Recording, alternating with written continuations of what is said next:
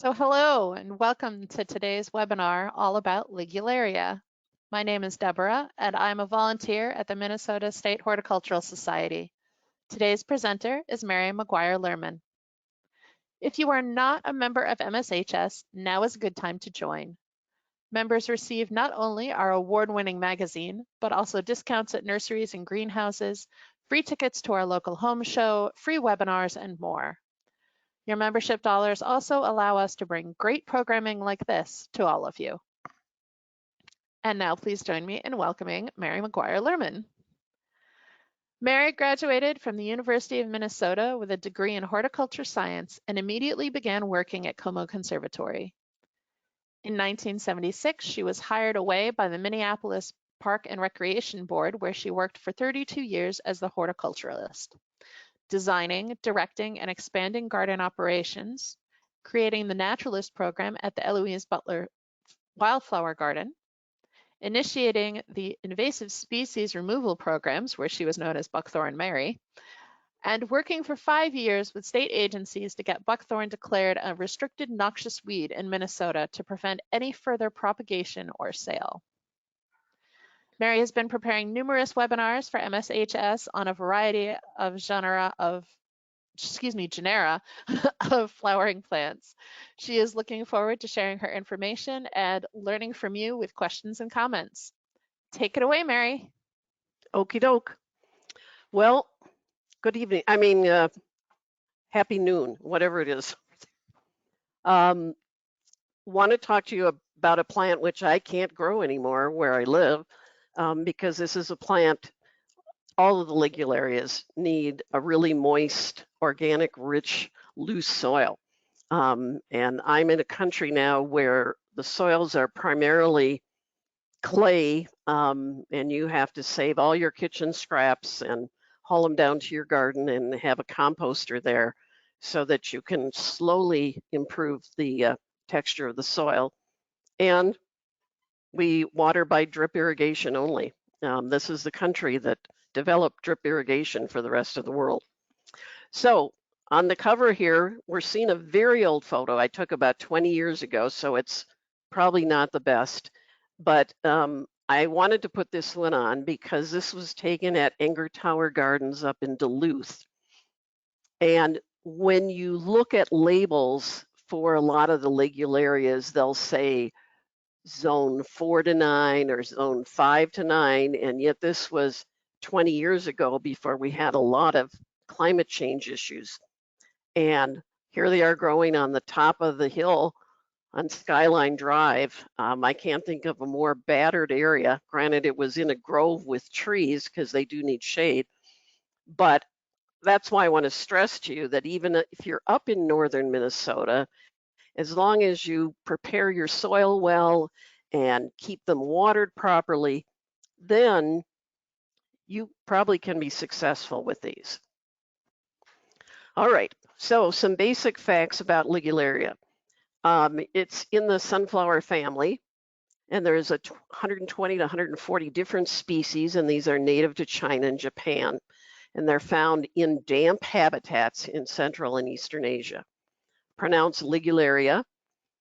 The common names for this plant are leopard plant, elephant ears, summer ragwort, golden ray.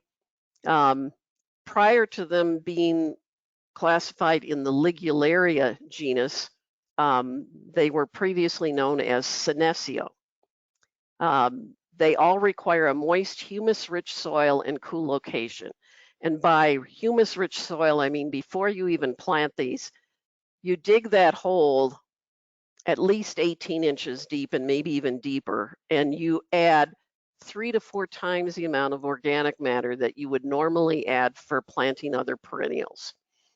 And then you put your plant in. If you can't provide that loose a soil and that moist a soil, you should consider using soil moist or TerraSorb added to the planting hole and the whole planting soil mix when you are first planting. Now, soil moist or TerraSorb are acrylic polymers. You basically find them in Depends, baby diapers, They are a compound that when moisture comes in contact with them, they swell 200 times their size and weight to hold the moisture in.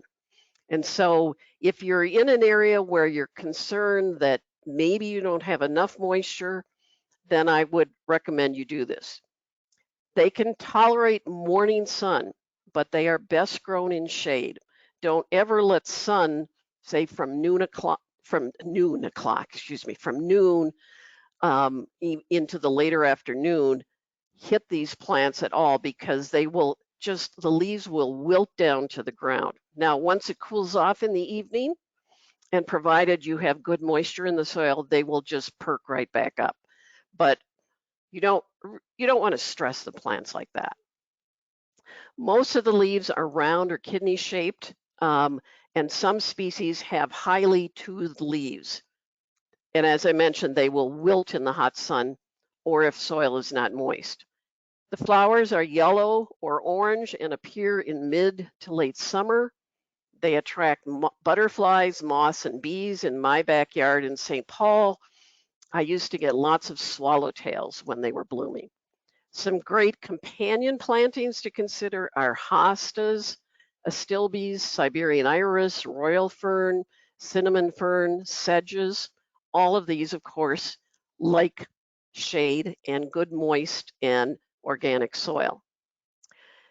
They are great cut flowers, and their foliage is also particularly good as a cut, particularly as basal foliage in an arrangement. Let's talk about zone hardiness and climate change. As I mentioned at the beginning, the tags will often say zone 4 to 9 or zone 5 to 9, but this is pretty typical with a lot of the perennial growers. We are now starting to see perennials being tested throughout the country for different growing zones to find out what their real hardiness is, because zone 4 to 9 has kind of been just a general moniker that's been used on a lot of plant labels. And with climate change happening, things can vary a great deal. And climate change isn't just temperature, it can be moisture, it can be winds, and lots of other things. The two common pests for Ligularia are Japanese beetles and slugs, but in the many years I have grown these in Minnesota, I've never had an issue with any of them. There is also a question if they are poisonous. And many years ago, Rose Gregoire, who was, no, not Rose Gregoire, Rose, can't think of her last name, who was the CEO of MSHS, gave me a call one day because she had a call from someone whose kid ate some leaves in their backyard and was not feeling well at all, but they couldn't connect with, or poison control couldn't determine what the plant was. And so she sent me a photo, and it was a very poor photo because there was only one leaf left on this plant, but I finally recognized it after a while that this was Ligularia, and likely dentata. And I looked up online at that point, and there was a item online that talked about the dentatas having a particular alkaloid. And I relayed that to Rose, and she got back to the family. Now I can't find that anywhere online. So I just want to warn you that, it was only the dentata species that they mentioned in this article that I read that may be poisonous. But why, I'm trying to figure out why a little kid would go to eat leaves, because usually kids are attracted to berries or flowers. So that's all I know about the poison factor.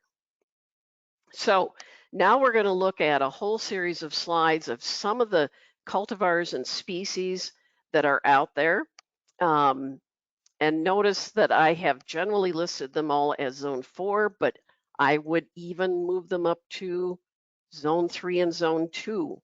I would guess that there are many people up in Duluth, because it's cooler and you have more moisture, that this is also growing up there, especially since the initial photo I showed you of the Ligularia stenocephala from Enger Towers. This was 20 years ago.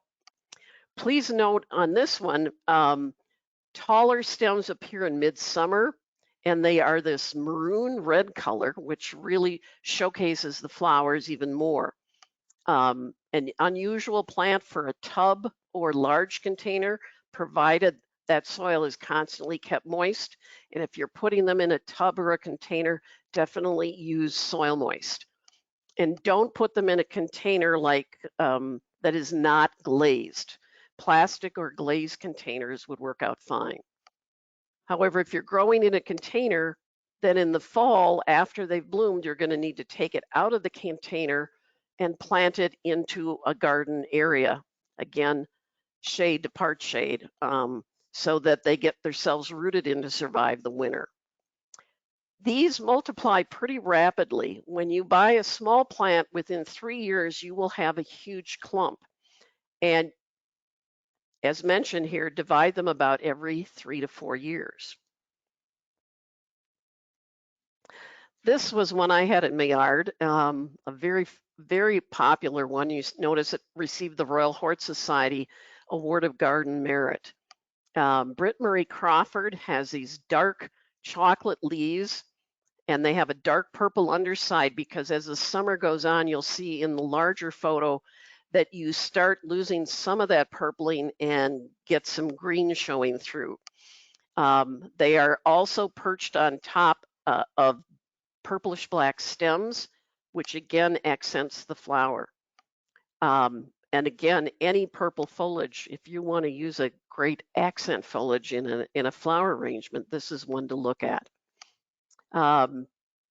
This is available pretty much through most garden centers. It's been out for quite a bit of time now. Dark Beauty is also an RHS Award of Garden Merit plant. Glossy, heart-shaped, deep purple leaves, and also the orange daisy-like flowers on slender stems. This one, I'm not sure that it has a dark or maroon color to the flower stems. Desdemona has been around quite a while. Rounded bronze-tinted leaves with deep purple undersides, but you can see there's just a little bit of the dark purple still showing on the leaf. It will fade as the summer goes on. And then it has reddish stems topped by the brilliant orange yellow daisies that are about 4 inches across in diameter. Franz Feldweber. This is a selection that I read about in the UK, and I imagine it may be showing up in the US soon. It has the darkest beetroot red rounded leaves and tall red stems of deep orange flowers from midsummer to early autumn. It's a very compact growing one, although when they say this and you look at the height of 50 inches, they're possibly just talking about the foliage layer, because the foliage will tend to stay much lower. Although, for example, in Ligularia, the rocket, the foliage for me usually got up around 3 to 4 feet, and then the flower stems shot another 3 to 4 feet above that. They're mentioning again the snails here, or slugs. I have never had a problem with them. It'll be interesting to hear in comments or questions if anyone has. Midnight Lady is another one that is out that has the deep maroon foliage. Taller stems appear in midsummer with bright golden orange daisy flowers. And this is a seed introduction from Gelato Seeds of Germany. Now, this is the one I'm just a diehard as far as you've got to have chartreuse plants in your garden, because it helps accent just about every color except white. This is not on the market yet, only at this Sarastro Stauden nursery in Austria. They're saying it comes from a private Polish garden, but it has bright yellow leaves or chartreuse leaves when they emerge, which only turn to a light green as you go through the summer. It has yellow flowers. It grows slowly. And in this nurseryman's comments, he said it should be grown in a bit more shady, but still moist soil. So think about that one. I mentioned it to the owner at Fieldstone Gardens. He hadn't heard of it, and I said, you know, this is a new novelty. You should try to get it in. Then another dentata orange queen, also a seed-grown one out of Gelato. Large, round, dark green leaves. Flowers are orangish yellow. Plant in large groupings, or again, individually in a container. And you'll notice back on that one, I don't have a measurement on width. I checked numerous sources, but for some of these cultivars, I may not have a height or width, even though I worked long to try to find them. These are some of the newest varieties of dentata out, and notice the dissection at the tips of the leaves. It's coming out of Le Jardin Horticulturist in Quebec, Canada. It has thick, leathery leaves that are conspicuously veined. And then the margins are incised. Forms a foliage mound up to 24 to 27 inches tall. And with the blooms, it will get up to 36 inches tall. And it does have the reddish purple stems, but I think the real knockout before the blooms come is this amazing foliage. Another cultivar out of the same nursery is Osiris Café Noir. This one has even a more maroonish color to the foliage. It's more of a mid-sized plant. It's superb for the middle of the border. They're saying height 20 to 23 inches, the width 18 to 23. Think about planting something taller behind them, you know, such as royal or ostrich fern, or some of the other Ligularias. It's just, again, a very outstanding plant with this unique foliage color. Othello, again, has been around quite a while. And as you can see, it's a taller plant. The width of it getting alone to 44 inches by 3 years. It's grown for its darker colored foliage. The new leaves emerge purplish red, but then they're going to change to the darker green that you see. And the flower stems also have that maroon reddish color to them. Fisher Eye, I have not grown this one, and the photo credits are coming out of the Royal Hort Society in the UK. It can grow up to 2 meters in height, 6 feet 7 inches tall, so a great one for the far back of the garden. And again, has coarsely toothed leaves. They're green. It has racemes, again, that are tall and narrow, so not the really large daisy-like flowers on them. Some of them have these branching daisy-like flowers, and some Ligularias have these taller spike flowers coming off. Now, note in the last paragraph, in Korean cuisine, the leaves of gamchui, I'm hoping I'm pronouncing that, along with other unpronounceable varieties, are often used as a main ingredient of herbal side dishes called namul. It can be eaten pickled and eaten fresh as a wrap for vegetables. That's the only thing I know about that one. I wouldn't recommend it with any of the other Ligularias. This is actually my favorite Ligularia.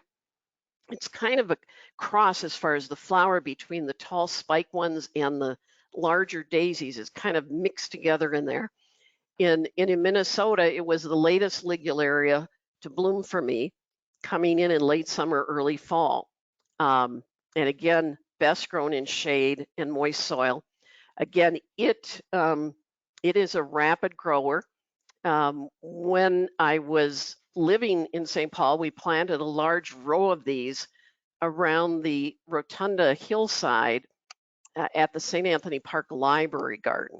And it's down the slope where it's always moist, and it's a steep slope. So I wanted something in there to root in well and hold the slope. And it's doing quite well there. So that's a spot where you could stop by and see them in the fall. Considering it's mid-May, they're probably already on their way up. Then you have the Japonica species. And this is information from Plant Delights Nursery down in North Carolina. And we're going to see another one that they have that no one else seems to have a little later on. What's nice about these Ligularias, they are deer resistant, and the Japonica have finely cut leaves, kind of as you mentioned, as a finely cut as a cross between a hardy geranium and a giant acanthus. This one gets to 68 inches tall with a width of 50 inches after just 3 years. And incidentally, if you've never looked at Plant Delight's catalog or looked on their website, it's a great spot to visit. I'd mentioned Plant Delights when we did a webinar on Baptisia a year or so ago, because they have a whole field trial there of Baptisias that they are introducing. Then there's a selection, again from Plant Delights, called Chinese Dragon. And it comes from Hans Hansen, who is a plant breeder for Walter Gardens, but this is when he collected in Sichuan, China. Again, cut leaf bowl leaves. In North Carolina, the foliage emerges in mid-February, and or during when the hellebores are emerging. And then they're topped, the clumps, the foliage, and then are topped with 4-foot tall sturdy spikes of these yellow-orange flowers. Przewalski. I bought my first plant from Mike Hager at Ambergate Gardens. It's commonly called Przewalski's Ligularia, native to northern China. It's a nice clump-forming one. It also has that delicately incised foliage. It's similar in appearance to Ligularia the rocket, except the latter leaves are more heart-shaped and less deeply cut, and previously known as Senecio Przewalski. The genus name comes from the Latin word ligula, meaning strap, in reference to shape of the ray flowers. And the specific epithet of Przewalski honors Nicholas Przewalski, a Russian explorer and plant collector from the 19th century. Again, a very tall one, 56 inches. Now there's a selection of Przewalski called Dragon Wings, and it is about half the height. So if you want something with that delicious incised foliage and the blooms, but half the height, you can select this one. It has slender spikes of daisy flowers again, but you notice they're the taller terminal spikes rather than the branched out large daisy flowers. Again, height 32 inches on the plant and 60 inches with the blooms. This is one, I don't know if it's available in the US, but I wanted to list it. Possibly because when you look at that leaf, you can understand why they call it tractor seat plant. It's about the size of a tractor seat, each leaf, and very, very glossy. Some of the Ligularias will have glossy leaves, some will not, but this one is outstanding in its gloss. Here they mention from this nursery in Australia to apply a slow release fertilizer once a year to promote healthy new growth. So the Osmocote slow release fertilizers for your Ligularias would be great, but also working in organic matter or in organic mulch for the plant each season would be great.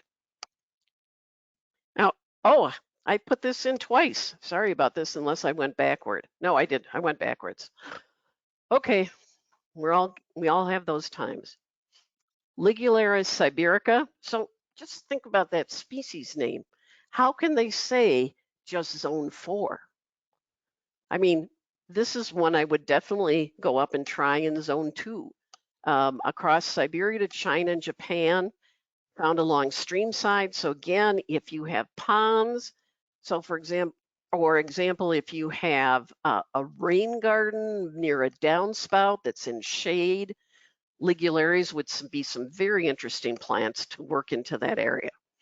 5 to 6 foot spikes of yellow flowers, but again, they're the spikes rather than this branching large daisy bloom. And notice the text credit comes from Joy Creek Nursery out in the Northwest. However, when I looked it up online, Joy Creek has gone out of business as far as a mail order nursery.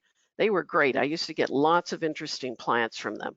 So they're now only open for local gardeners and for their landscaping business.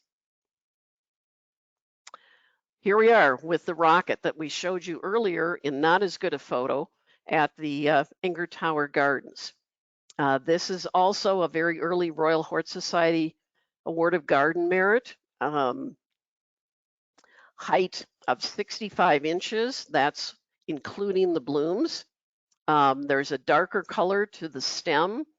I had many of these in my backyard under the shade of a large old white pine, and living in St. Anthony Park at that time, where the topography is most unusual, we were kind of down in a basin. We were actually part of a former bog that was separated when the area was planned by Horace Cleveland and streets were put in. So we had a lot of low shady areas where a lot of moisture would move down the alley to our garden. But just a gorgeous plant, and I loved it because I could sit out there and watch the swallowtails start at the bottom of the stem and just circle the stem feeding on the nectar. And globosa, I haven't grown this one.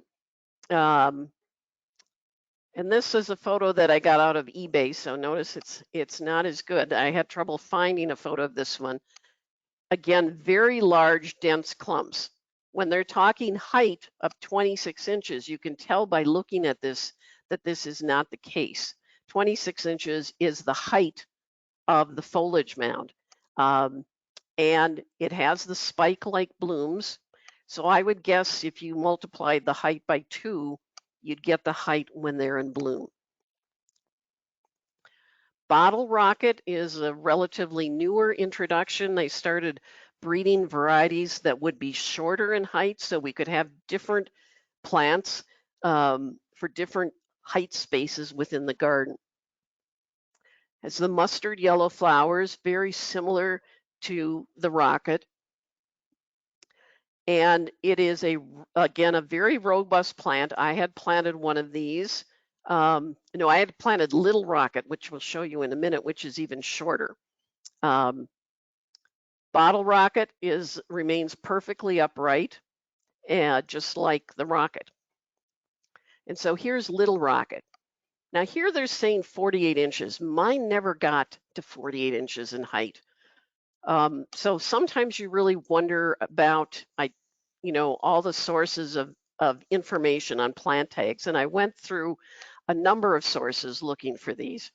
But mine got up to maybe 30 inches. I had planted it directly against my house foundation on the north side.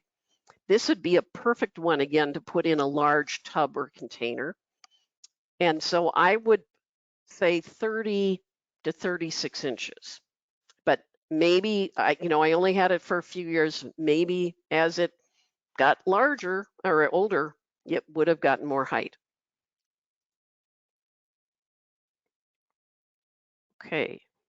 Then this one is another one that you might have trouble finding, but I want to mention it because I think you encourage your garden centers to say, hey, I saw this great plant. Can you consider getting it in for next season?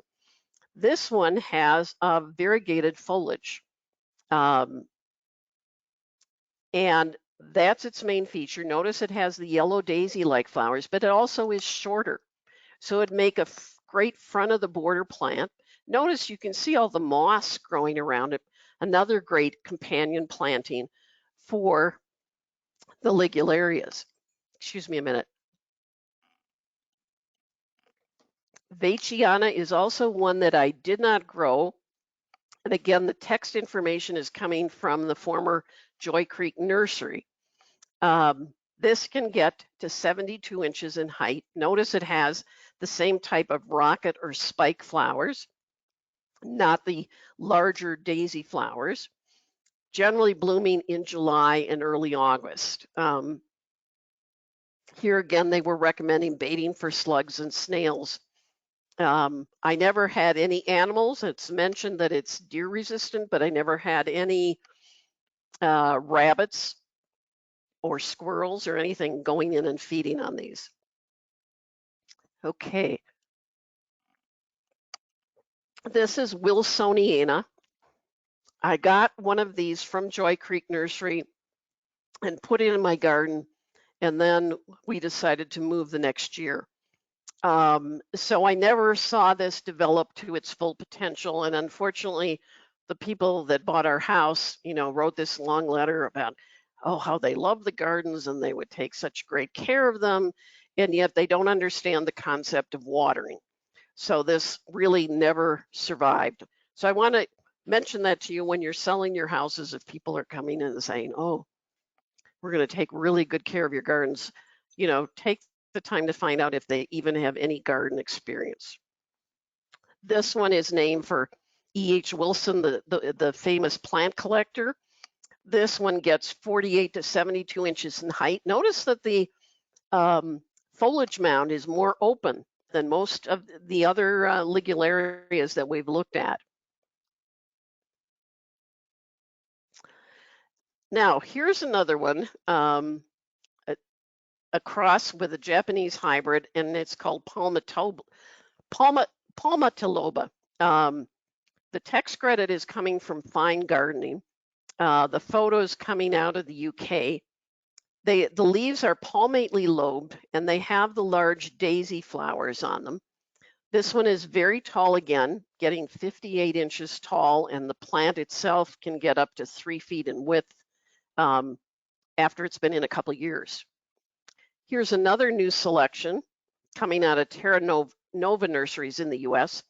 I haven't seen it listed at any local garden centers, but Garden Confetti looks very interesting as far as the coloration in the foliage. The leaves and the flower spikes both have dark purple stems, but you get this dramatic pink maroon coloration of the veins, and then the softer green and marbling of the leaves. Again, a height of 60 inches. So hopefully that will be in garden centers soon. Then Granito, this has variegated leaves. You can see that in some of the newer leaves coming out, and then as they age, they get more green and lose some of that variegation. The color shift in the plants is enhanced by the curly margins of the leaves, sprays of yellow flowers over the compact plants, only 2 feet tall and wide as far as the height of the plant, and then you'll have the blooms come above that. Oh, and the photo credit comes from Vladimir Flower in Russia. Hey, Mr. Wilson, another plant delight selection. There's a Tennessee plantsman named Robert Wilson, and he created this selection of a Ligularia, and now it forms a compact 30-inch tall, bold, textured clump of leaves. Again, the palmately lobed. In early June, it will have 3-foot tall spikes topped with clusters, as you see here. King Kong. Oh boy, did I want to get one of these, but we were moving out of town. Walter's Gardens introduced this, and it should be available in a number of nurseries, if not this year, soon. And this is one I would particularly recommend you talk to your garden centers about bringing in. If it's out of Walter Gardens, which is the largest, probably the largest breeder of perennials and in the nation, as far as I can see, and Hans Hansen is the breeder there. It comes in taller than Britt Marie Crawford. It has larger leaves. The final height is about 42 to 48 inches, but again, it is a wide clumping perennial up to 42 inches. I love the color. Then there's a new Ligularia called Little Lantern with a height of 25 inches, spread of 34. Notice the comments at the end here. Could well prove to be hardy in zones 2 and 3. I would really suggest if you're up in those zones, provided you can prepare the soil as we discussed and you have good moisture, that you give these plants a try. So Little Lantern, again, height of 25 inches. And then we have Pandora, which is a new, really nice compact plant. The height of the plant itself, the foliage is 12 to 14 inches, and then the blooms come a little bit above that. And again, it's a spread of only about 16, maybe up to 18 inches in width. So again, a really great one for a container or tub, or for the front of a garden, or right next to a pond. Sun Gold. This is another newer introduction. It has the tall spikes, but it seems to be kind of a cross between the large daisy flowers and the tall spikes. You notice how the spikes are much wider in width, and you can notice the detail in those daisy-like blooms, but they aren't out on separate stems. A great one to give a try to. Scepter. Coming out of Europe, again, another Royal Hort Society Garden of Merit. And this one will bloom beginning in June and onwards. Height 52 inches, width of 34. Again, a spike-like bloom. Oops, went backwards. So we've looked at all of the cultivars that I could find out there that are still on the market or have just become on the market. I want to recommend that you read this great article on Ligularias from Fine Gardening that's kind of originated out of the Chicago Botanic Garden, which did an extensive study on Ligularias. Now, as far as nursery sources for Ligularias, there are mail order sources. And again, Plant Delights has a couple varieties. I think each of these that aren't starred have 1 or 2 varieties available. But Fieldstone Gardens, just like with Astilbes, has the largest selection of Ligularias from a mail order nursery. And they have very good descriptions online. And they have photos online too of their plants. And then as far as the Twin City, Minnesota sources, we have 3 that I'd recommend. Kelly and Kelly out in Long Lake. And Kelly and Kelly literally plants their plants out in beds so that you can come and look at these beds and say, I want you to dig that one up, and they'll dig it up and put it in a nice big pot for you to take home. Highland Nursery in St. Paul, when I contacted them for this webinar, sent me a list, and they're carrying quite a number of Ligularias. And then Tangletown Gardens in Minneapolis, I think, is carrying about 3 or 4 selections of Ligularia for 2022. So we've gotten through the slides and talked a little bit about the information. Now we have time for questions.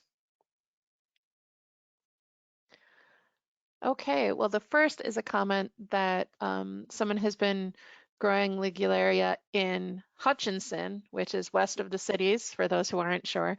And this person also has never had any problems with slugs or anything else with their Ligularia. So Yeah, I just think they're an outstanding plant, you know, and they're such a great cut flower and foliage. Good to know. if anyone has any additional questions, please send them in if you've been sitting on them. Another question we have is specifically about the rocket and Marie Crawford. Okay. You were talking about dividing Ligularias. If those two aren't split, is it going to damage it? Are you going to end up with the dead spot in the middle, or are they just going to continue to grow and spread? I've just seen them continue to grow and spread because I put rockets in right down next to my alley, and I never divided them. They just kept getting bigger and bigger, although Britt Marie Crawford is a much more compact plant. And I, you know, I'm not sure that it will increase in size as quickly as the rocket. So rocket in name and rocket in growth, growth pattern. Okay. Okay, Pam has sent in. Oh, okay. So people are asking if you can get the information posted. If anyone wants to either take a screenshot or you will be getting a copy of a link to view a copy of this webinar. If you wanted to get more information, read the article that she mentions. Can you go more into the polymer that holds the water, the soil moist? Right. It's sold under the name of either Soil Moist or TerraSorb. And it's extremely important that you follow the directions, because I first started using this in the 1980s in the Minneapolis parks because we only had one water truck to get around to all these flower beds all over the city, and things were wilting frequently by the time the truck got there. And this was a game changer for us, because when you work it into the soil, it will persist for up to 5 years. And they're small little crystals. In fact, they kind of look like salt that you would put down in the winter. And had an interesting experience with one of our park keepers years ago in Minneapolis, because a bag of this product was put in a bag that had no label on it. Oh no. And she was in charge of the skating rink, and they were having icing issues coming up to the skating room, and she thought it was salt. And she put this down, and very soon kids were coming into the skating room with this clear jello all over their skates. It was quite a mess to clean up. And I always get such a hoot out of that. You know, it's so important that everything that you use as a product be labeled clearly. And that didn't happen. So these crystals, it's important that you wear gloves when you use them, because if you have any cuts on your hands, they will go to your bodily fluids and they'll start absorbing them. In fact, at one time, a refined form of this product was used for gastrointestinal issues for people that needed to lose weight, where they would consume this and then it would expand in their stomach so that they felt not hungry very quickly. when they were eating, because this material was staying filled in the stomach. You mix it into the soil according to the label directions. It's generally based on the diameter size of your pot.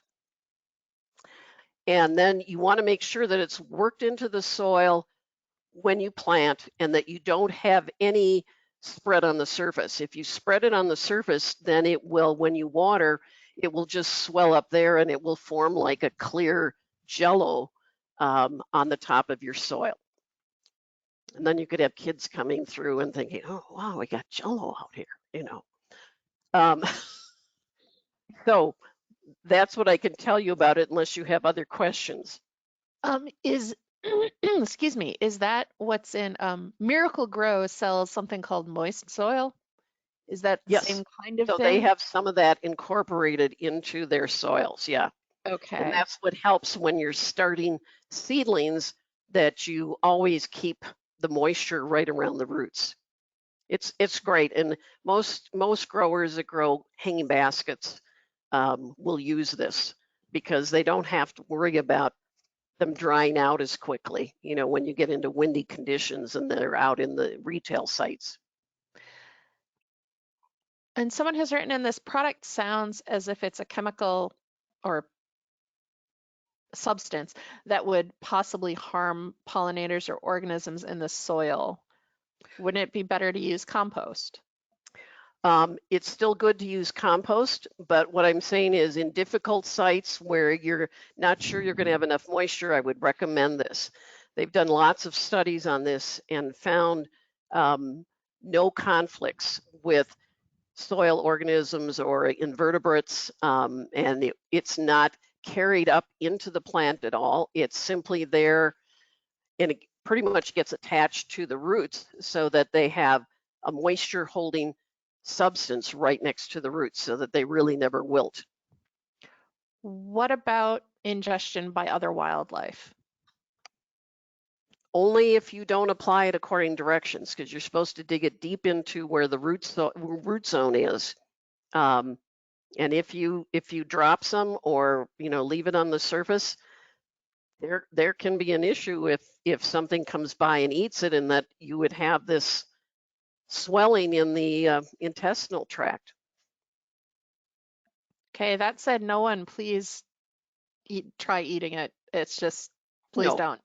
No. To completely change direction, what kind of soil pH do Ligularia prefer?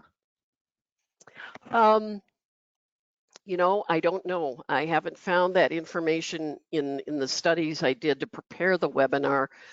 But I am, if you're growing it in the Twin Cities and even out into Hutchinson, for 20 years I did soil testing in Minneapolis, and I only found one site in the city where the pH was around 6.5, which is that magic pH, they say, that is the best pH to grow your plants in. And most of them were up in the mid 7s or even approaching to 8s. And when we got to Boom Island, we were up around 10 or 11 because the previous owner of the land had stored salt on the site next to the river. Explain a lot. So I would tend to think, anything between 6 and 8 should be fine.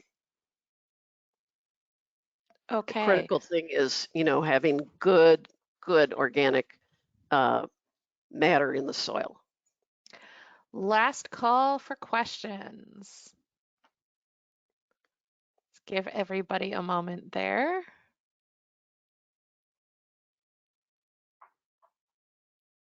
Oh, and I just see that I misspelled Kelly and Kelly Nursery. In the second Kelly, there's supposed to be another E in there after the 2 L's. I'll get that corrected. Oops.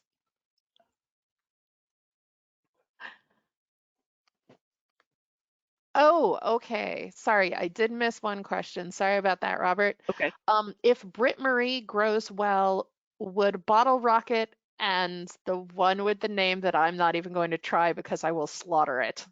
I'm sorry. Przewalski? Yes. Would those likely do well also? Oh yeah, yeah. And they're much taller than Brit. Okay, great. Well, thank you everyone for your questions. Thank you, Mary, for joining Okay. us today.